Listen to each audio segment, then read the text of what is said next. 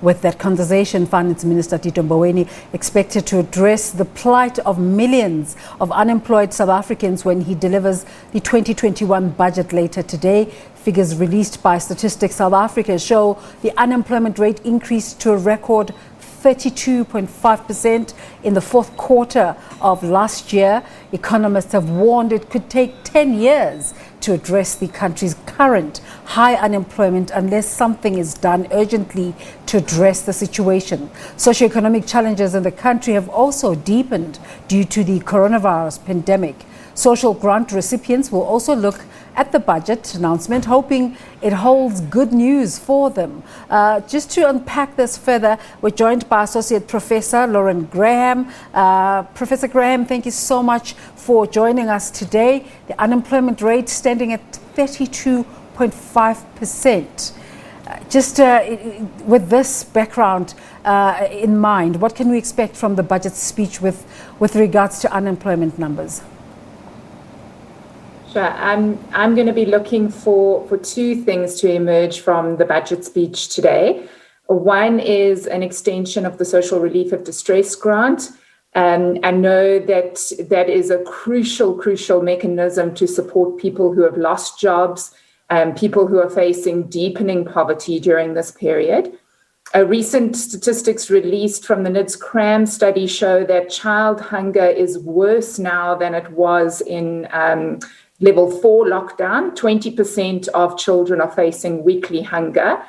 And we know that children get fed first. So we know that adults are hungry too. And that is just an indication of how deep the challenge is and how crucial the social relief of distress grant is. And so extending that for a longer period is going to be something that I don't think we can get away from.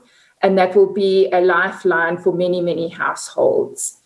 And although we've seen an increase in the unemployment rate, but we have also seen some regaining of employment in the last NIDS-CRAM survey. So we are beginning to see signs of recovery, but as you said, that's going to take a very long time to come right.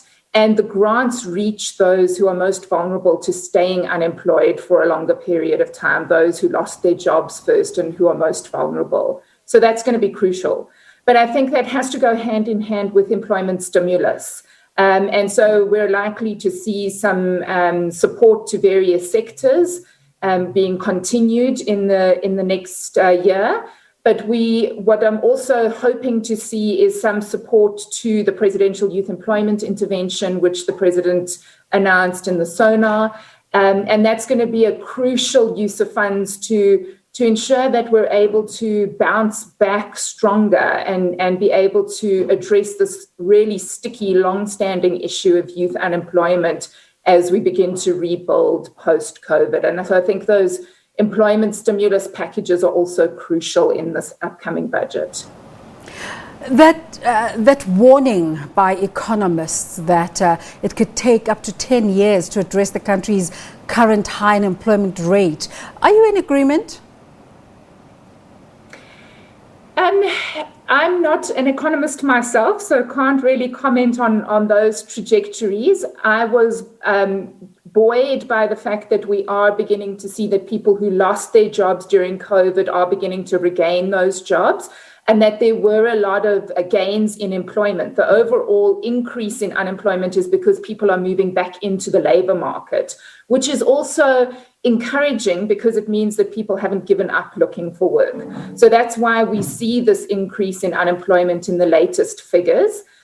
So some regains of employment that we've seen in the last quarter are hopeful. And so hopefully we can continue to see that. I think there has been a strong message in the SONA about employment stimulus. And if we can make sure that those stimulus packages are happening, it will ensure that businesses are able to build back hopefully more quickly than what economists are predicting. But we have had a long-standing structural unemployment issue that's going to take some time to get right. Of course, as we make those wishes known in terms of our anticipation, in terms of what the minister will say, there's that reality that at some point last year, there was zero business activity, which then impacted on the ability to collect taxes. So there might not necessarily, all of these things that wishes that we sending out to the minister, especially in terms of social grants, might not materialize. What sort of alternatives do South Africans have in this environment? I think that's the really difficult question, is what alternatives are there? We do know that the civil society sector has stepped up and the philanthropic sector has stepped up in an incredible way to address hunger in this country.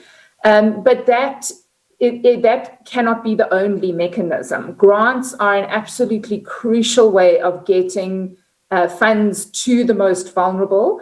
And we've got to think of the long-term effects. You know, when we're talking about child hunger, we're talking about children facing malnutrition. And that has significant effects on cognitive function, their ability to learn. And so the long-term knock-on effects are just too awful to consider. So I cannot see how we cannot extend the grants. When civil society steps in, that's often a temporary measure, a short-term measure, whereas grants are something that can be relied on in a household for a longer period of time and give that sense of at least food security at the very least. Absolutely. So that has to be crucial. Let's thank you for talking to us today, Associate Professor Lauren Graham with the University of Johannesburg, as we look forward to that budget policy statement at 2 p.m. this afternoon.